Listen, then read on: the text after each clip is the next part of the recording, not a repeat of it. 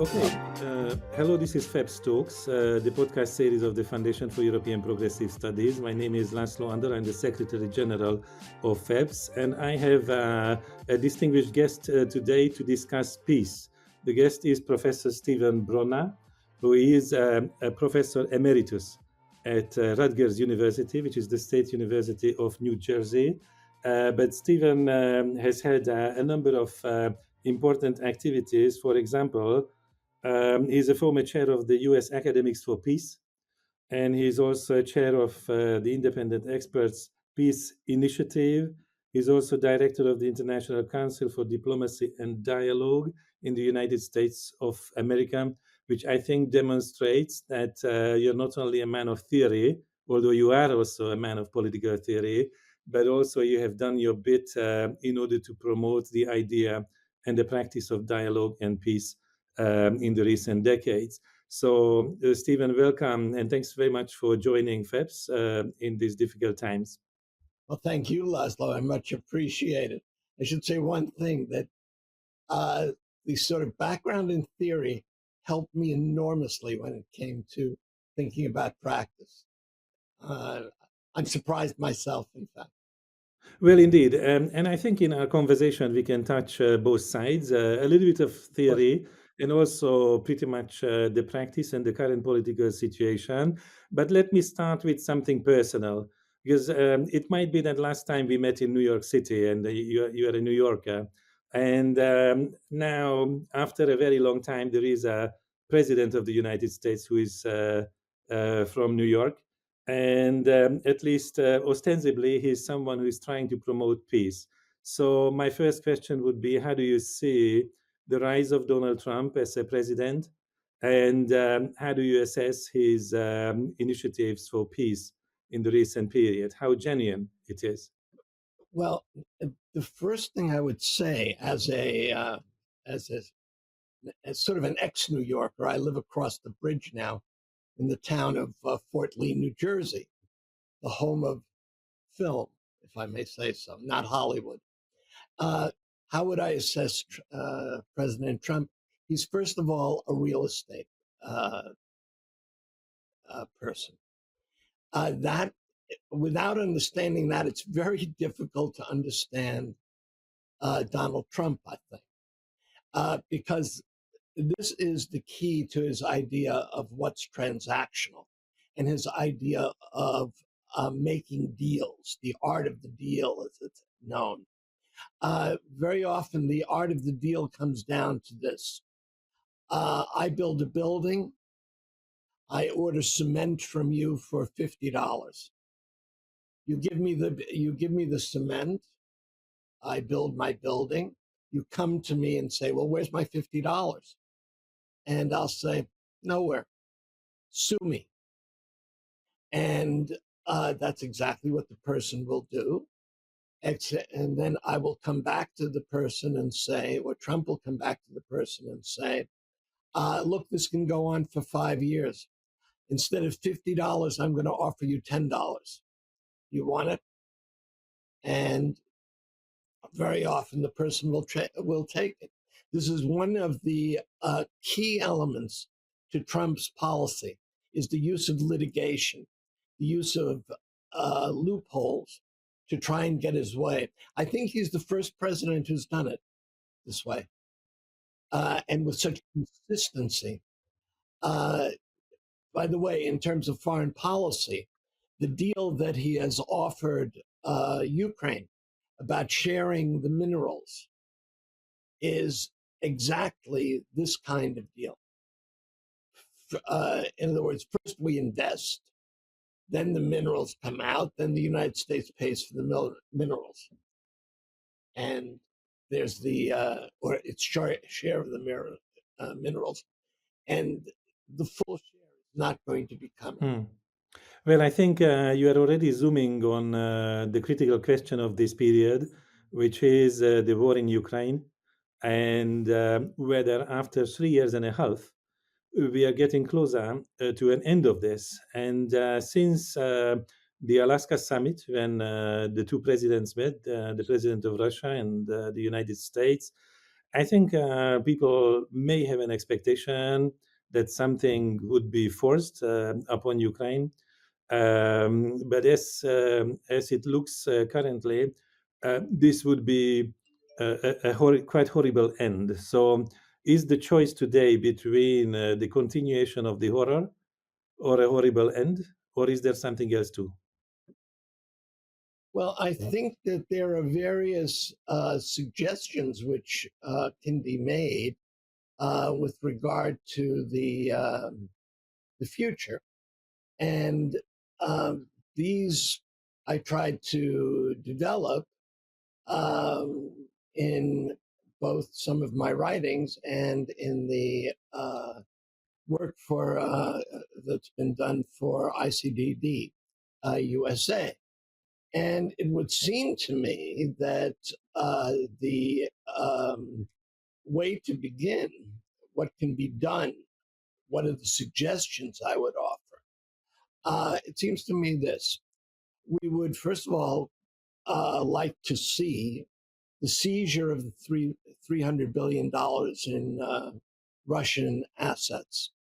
That's one, I think, unconditional necessity, because if we're going to talk about an end to the war, if that's going to be taken as crucial, then what happens after the war is connected to that. We have to have a theory of how Ukraine is rebuilt. And it would seem to me that this is a way to start. The second thing it would seem to me is crucial is some kind of collective security for both sides. I know this sounds like equivalence, but I think it's not. And I think it's not because this is not just an ideological demand of President Putin, but a longstanding geopolitical one. And as surely as it is that President Putin wishes to recreate the old Russian Empire, so surely is it that paranoia towards the West exists. For right or wrong is not the issue. The reality is we need some kind of security guarantees that will allow President Putin an exit strategy from this war that he can sell to his own people. What is that? In the first instance, I think it means NATO making the statement that it's not going to expand. I don't think there's any choice in that. The second thing I believe that is important, or what might be introduced into the discussion, is a kind of no man's land between the two nations. Although this is often derided, I think it's important. This is not a new idea. It's been raised in various crisis situations, and I think it would be appropriate here. The other thing is, I believe that some kind of international monitoring is necessary. Now, the question is who does or which nations engage in the monitoring. One of the reasons Putin has been so adamant in rejecting the idea of international monitoring is because it's not clear who's going to do it. If neutral countries could be brought into the discourse, this might be a start, at least a start for discussing some kind of monitoring for the situation. I think also there would be a way for a kind of compromise, which perhaps could have been taken at the beginning of the war. Much has been said about the need for Ukraine to enter NATO formally. I think perhaps we might go back to what was on the table just before the war began, which is basically Ukraine enters the economic structure of the EU as a full member, but it withholds or withdraws the demand for membership in NATO, we would then have a situation where de facto a kind of security degree is given to Ukraine without bringing NATO into the picture. Now, I want to be clear, because this is often misunderstood with our position, the position of ICDD and our independent experts peace initiative. We are not saying, and certainly I'm not saying, that the conditions in Ukraine and Russia are the same. But I am saying that Ukraine is going to have to make concessions. I don't think there's any question about it. And I think they're going to be substantive. Secondly, I think it's fair to talk about the need for elections, for an extension of civil liberties to various minorities, precisely because there's a war situation. I would say the same thing in the United States. This is not disloyalty or lack of solidarity.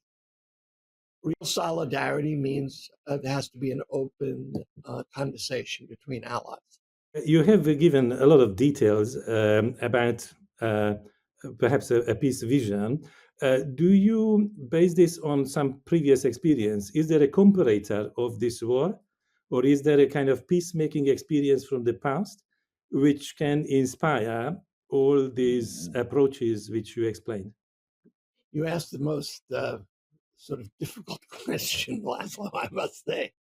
I'm not one who believes that history repeats itself, that those who don't know history are condemned to repeat it.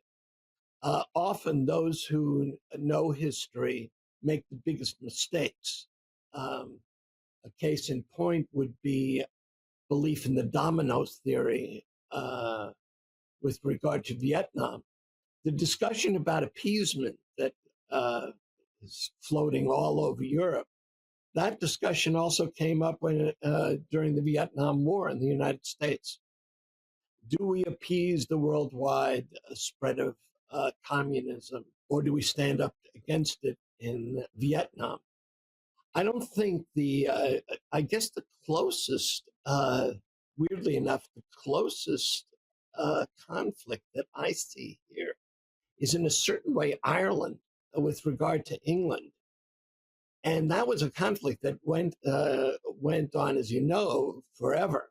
We have Ireland in a certain way split between Northern Ireland and the rest of the country, de facto. And the relation to England is very difficult. Let me put it this way. We're going to be in a situation where I think if we talk in terms of appeasement, it's easy to say, don't appease, be absolutely stubborn if you're ready to do certain things. And if we think back to 1938 in Munich, where, of course, Czechoslovakia, here we can see parallels, right? A deal was made in 1938, an attempt to preserve peace, which led Prime Minister Daladier and Prime Minister Churchill and Mussolini to meet with Hitler. The discussion was a very similar set of dubious claims. Hitler suggested there were Germans in the Sudetenland who wished to become part of Germany and whose rights were being denied. Very similar specious claim is made by President Putin, of course, with regard to Crimea and the Russian population. And at this conference, strangely enough, two things were also similar. One, Czechoslovakia was not invited to the peace talks, just as Ukraine was not invited to the original peace talks or the Alaska summit. And two, the great power on the continent was excluded, and that was the Soviet Union. Here, Russia is excluded, but also Indeed. China and India. In my opinion, with respect to beginning to a summit, with respect to fostering a, shall we say, a serious collective security arrangement, those nations are going to have to be included. I want to add one other thing. If I can say so, for once, I got something right. I did an article. This was about a year ago. I said that that the best way to proceed was to include BRICS nations, in other words, India, especially India and China, into the negotiations directly with Russia and Ukraine. And I suggested that the move that President Trump should make is to try and do the best he can to disrupt the alliance that exists between Russia, India, and China. Weirdly enough, he has done exactly the opposite. What should have been an attempt to divide Russia from China has actually brought Russia closer to China. What might have been a move to, how should we say, distance oneself from a pretty horrible regime led by the leader of India and President Xi of China. The attempt to divide them has brought them, what should have been an attempt to divide them was exactly, resulted in exactly the opposite, much in large part through this completely incomprehensible tariff policy that President Trump has engaged. What's clear is that President Trump's policy has essentially resulted in a kind of economic war between China and the United States. This was completely unnecessary. The demand to raise tariffs 50% on nations that do business with with Russia, will obviously draw India, China, even Iran, and other such countries together. I mean, it only makes sense. What I believe was so tragic with President Trump's policy here was that divisions could have been furthered between these nations with a more appropriate diplomatic policy. But Trump, for his own reasons, didn't want to. I see the point. You used the possibility to compare the current situation with World War II. I think in the last 3 years and a half, most analysts somehow referred back to the problem of aggression and negotiating the bad type of peace, which eventually led to war again. But I wonder if you find a relevant comparison with what happened in the post-Yugoslav space 30 years ago. This is also the 30th anniversary of the so-called Dayton Agreement, in which the United States of America, a very distinguished diplomat, Richard Holbrooke, actually negotiated a certain type of peace, which probably very few people liked at the time, very few people like now, but for 30 years at least, it has brought an end of the bloodshed. What do you think about this, especially from a U.S. point of view, a U.S. approach to making peace in our region? Let me say something that I think most commentators or analysts hardly ever say, which is I'm no expert on Bosnia. So what I say you should take with a grain of salt. I'm always honest about this kind of stuff. In my opinion, first of all, there was an acceptance of the United States sort of entering the negotiating scene. And there was a desire to do so. the United States was not following a neo-isolationist policy, which it is today. Secondly, there was in a certain way a kind of equidistant relationship between the United States and the different combatants. That doesn't seem to me the case with regard, especially with regard now, the favoritism that President Trump has shown to President Trump. Thirdly, I think it's going to be, this question of monitoring is going to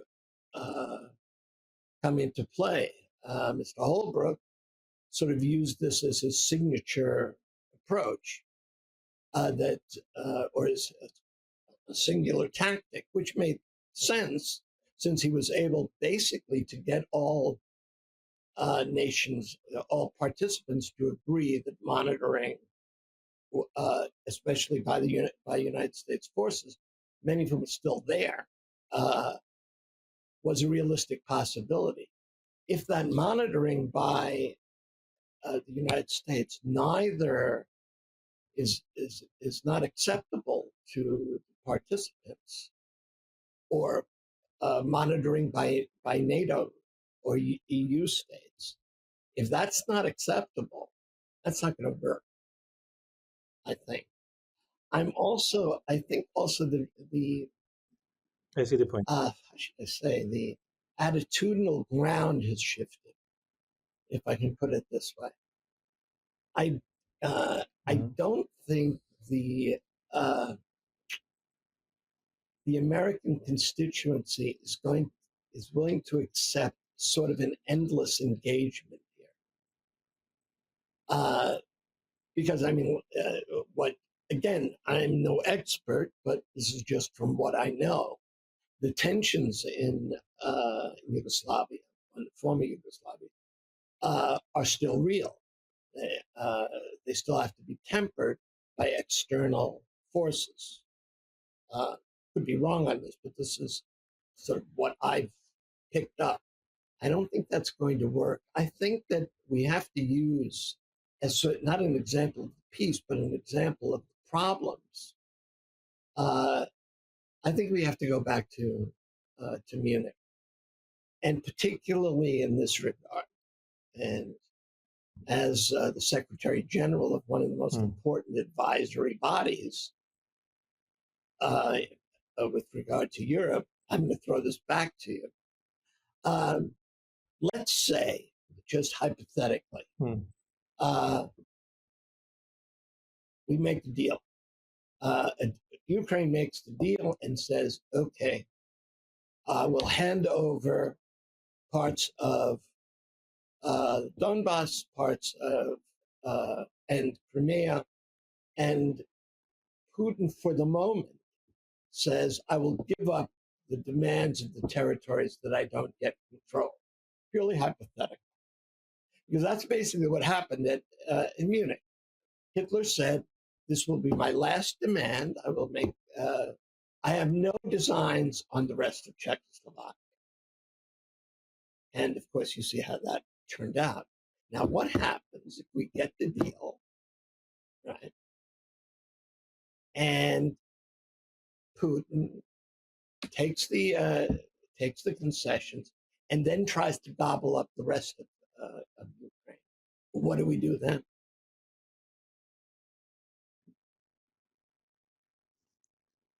Well, I'm afraid this is an argument against any concession, right? So now I think for some time, people have been calibrating, okay, what is a reasonable concession?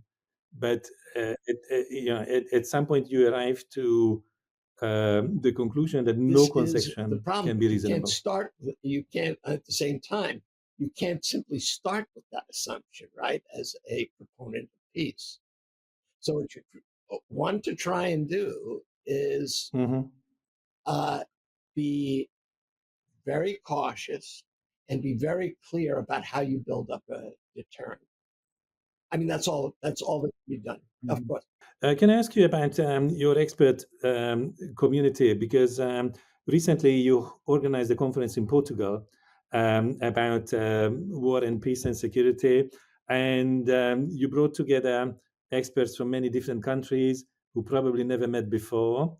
And what is your experience about this very diverse thinking about the questions of war and peace, and Right. specifically in the context of Ukraine?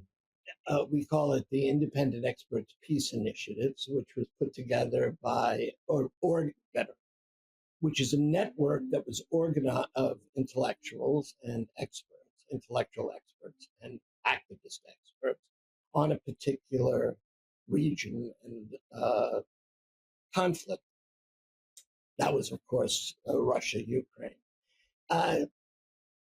This has been a pretty controversial product that we put out, which was a white paper. The way we put together the white paper was as follows. Valerie Engel, myself, and one or two other people put together a large questionnaire. And we chose roughly 25 people from different countries, purposefully with different standpoints. This was done on purpose. And we asked them to provide answers, not just yes or no, but detailed answers, which they did, surprisingly. We received responses of 20 pages or the like from most of the respondents.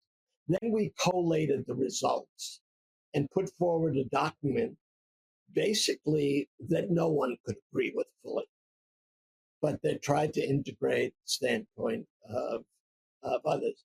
Our concern was to provide scenarios and options in dealing with those scenarios. It had nothing to do with setting up equivalence between Russia and Ukraine. It was not the usual academic paper which says, well, I believe this, you listen to me, otherwise you're an idiot. This was an attempt to sort of open a dialogue and perhaps advise and help decision makers. We know they're making the decisions, not us. But we have to be willing to give them the appropriate scenarios. And that's what we tried to do. Now, with regard to what is the appropriate steps towards, what are the appropriate steps towards peace, we have to ask intermediate or ultimate. What is it we ultimately want to secure peace? Absolutely. What can we introduce to get some kind of temporary cessation of what is a genocidal situation? And it seems to me that there are, on the broader level, I'm just going to give you some general suggestions. What I mentioned, which is to create some type of collective security system for all the players. Now, that security system may require, I say may require, a kind of new Yalta from 1945. As you know, what Yalta did was set up basically spheres of influence between the Soviet Union and the Western Allies. It set the conditions for a new Cold War. At the moment, a new Cold War would be an extraordinary improvement over the situation that exists at present, especially for the Ukrainian people. And I think this is something we have to explore. I'm not saying I support it 100%. I'm not even 100% sure of what the boundaries would be.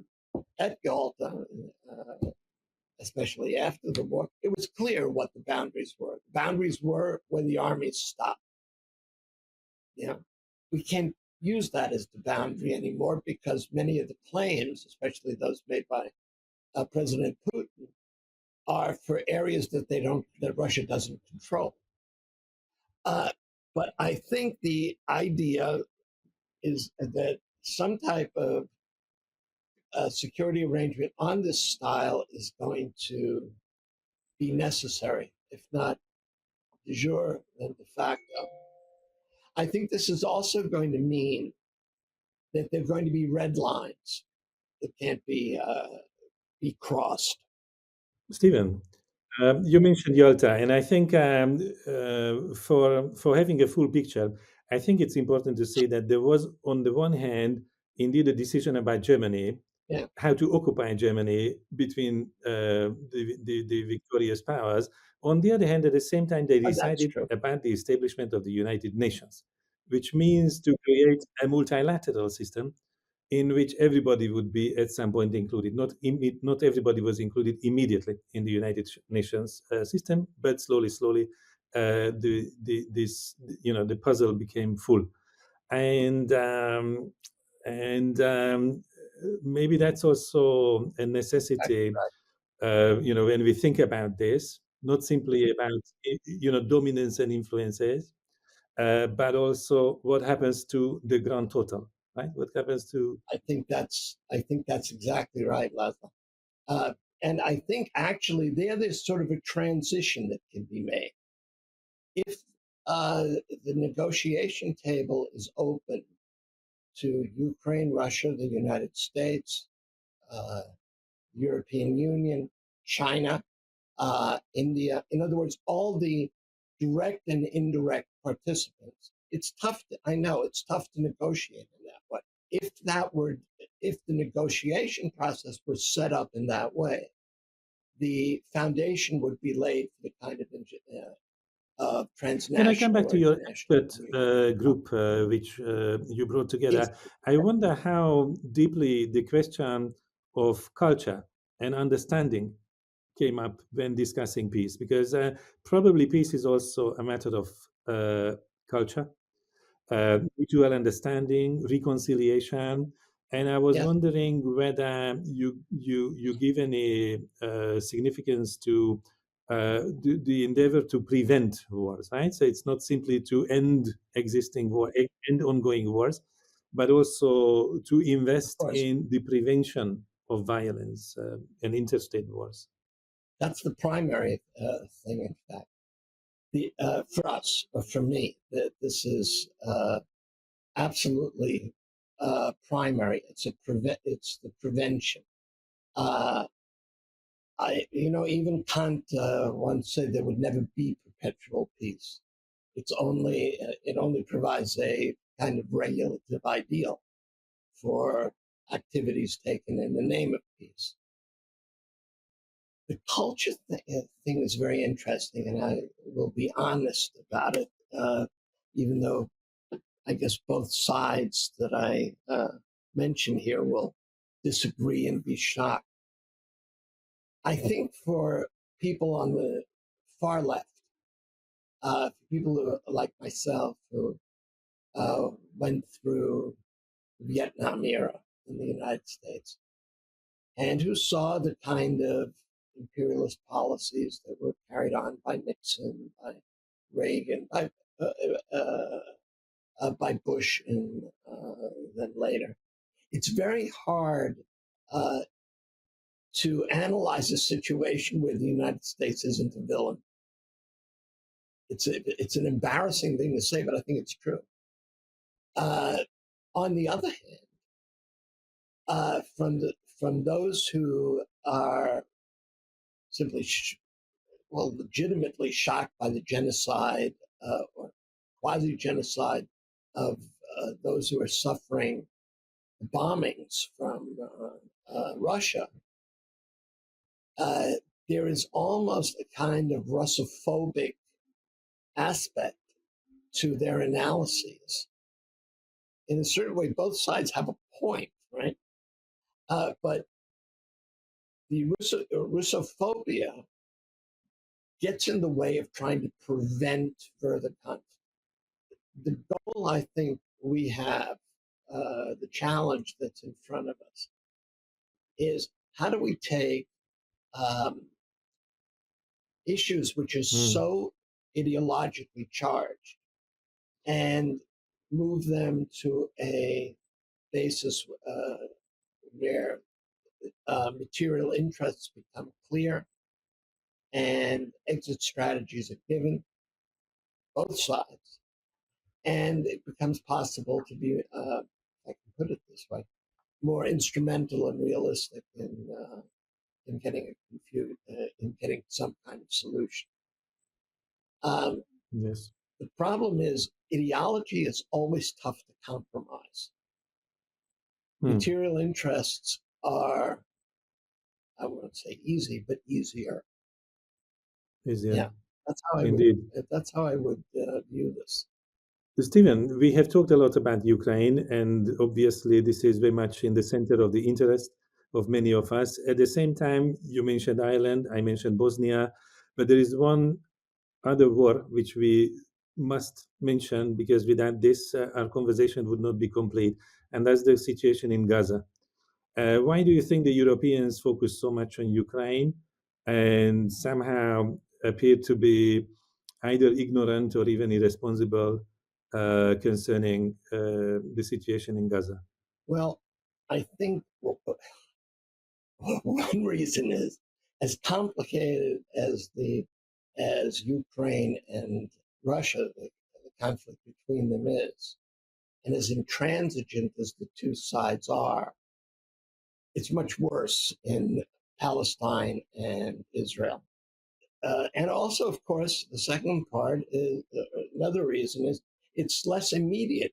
There's less of an existential threat involved for Europe with regard to Gaza than there is, I should say, Russian imperialism. It's just a more real threat to them, more immediate threat to European nations, excuse me, than what happens in Gaza and Palestine. Which is has another dimension, namely, Ukraine and Russia are major powers in their own way, or maybe not so much Ukraine, but the point is major powers have pulled into this. That's not the case here. It's important for the Middle East, but these are just not of global military significance in the way that, or geopolitical significance in the way that the Eastern conflict is. I mean, if this goes wrong in Ukraine, we're talking about Lithuania, Latvia, Moldova, all these nations coming under threat. Georgia, Azerbaijan, Armenia. This is a quasi-global issue. That's less so in the Middle East. Also, the complexity of this is very difficult. Let me give an example of what's not discussed of this complexity, and I find it absolutely amazing. I think most of us, not all of us, but most of us on the outside would like to see a two-state solution. I think most Israelis, or at least half the Israeli population, and many in Palestine would like to see that. Let's say, for argument's sake, we could overcome the complete fragmentation of the Palestinian territory. There are blockades everywhere. In order to go 2 miles, some Palestinians it may take them hours to navigate the different blockades, barbed wire, cement blocks, and so on. Now, let's say, hypothetically, just hypothetically, all this was overcome. Now, what happens then? You can have two states. First, there's going to be unquestionably a fifth column involved in both states. We'll bracket that. Take the next step. There are now, depending upon how you count, anywhere from 250 to 700,000 settlers in the West Bank, and they're armed. Now, let's just say that for argument's sake, Netanyahu says today, time for a two-state solution. Why does everybody assume that these settlers will simply agree to it and lay down their arms? This is, among Jews, there's an old saying, Jew doesn't shoot against Jew. I don't believe that's true anymore. I see the possibility for a civil war within what remains of the Israeli state. On the other hand, why does one believe that the interests of Fatah and Hamas are those of the Palestinian people, or Gazans in particular? Let's say they get the Palestinians get a state. Gaza will then undoubtedly be the minority. Will it accept that, especially if it's armed? Debatable, at best. Yes. Maybe a civil war there too. I think the way you explain it raises the big dilemma between whether going for minimum and maximum, because in this context, obviously, an elementary minimum would be to provide humanitarian aid Oh yes, to Gaza to stop the ethnic cleansing, and of course, the maximum. I very much agree with the point that even if it's distant from the Rabin times, but to revive the notion of the two-state solution somehow, of course, would at least need to inspire the attempts to solve but I the think, conflict. I think it's fair to say we need a little more substance to the idea of a two-state solution. I haven't really spoken to anyone. Maybe, I mean, you're better connected perhaps than I am in this stuff, but I haven't spoken to anyone who has anything more to say about a two-state solution than abstractions. If you make the argument, and of course I agree, we need the immediate need is for a ceasefire, and it would seem to me that President Trump could stop arms sales to Israel. And many others too. Yeah. And the Europeans too. And the Europeans too. They could do that. Of course, I support aid, but and I support airlifts and whatever people can. This is where the technical aspects.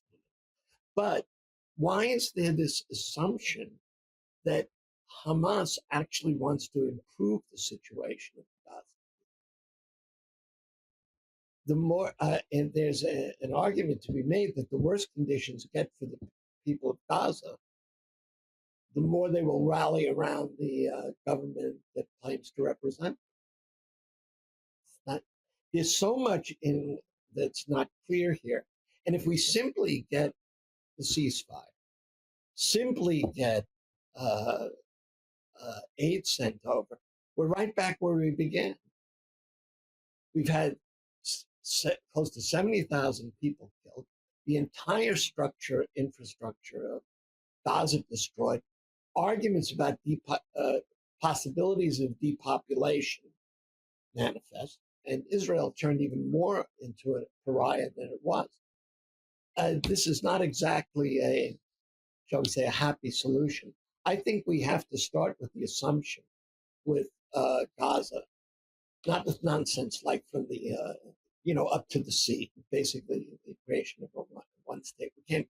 I mean, that's not going to happen. We have to start with the assumption that there are going to be two losers in this war, and that's the like in many other cases. That's the cultural obstacle that is going to be very difficult to overcome, as much as they definitely. sides. Yes. No, what I was thinking about is that from a European perspective, it's important to understand that the complexity of the maximum goals should not be an excuse for not doing the minimum. And probably a lot of the European states and the European Union itself is not doing the bare minimum, which would be necessary in this region. I couldn't agree more. That's certainly true. Look, thank you so much for all these thoughts. I think yeah, we could continue because there have been so many wars, so many conflicts, but there are always good peace efforts as well. Indeed. And I think sometimes, even if it's the suboptimal arrangement which settles a conflict, I think if we want to settle conflicts, there must be an open mind to Indeed. search for it, and probably in an inclusive fashion. Yes, indeed. And I hope that, actually, I was going to say to you, I hope that FEPS and ICDD USA can perhaps work together on some joint conferences or discussions that will bring politicians, media people, and the like together. That would be great if we could do that. I certainly think. Well, indeed, the problem remains on the table for some time. I think it's going to be a long peace process if we are in a peace process at all. And I look forward to many other conversations and cooperations with you on this subject. Thank you so much for your time. Great pleasure, as always. Bye-bye.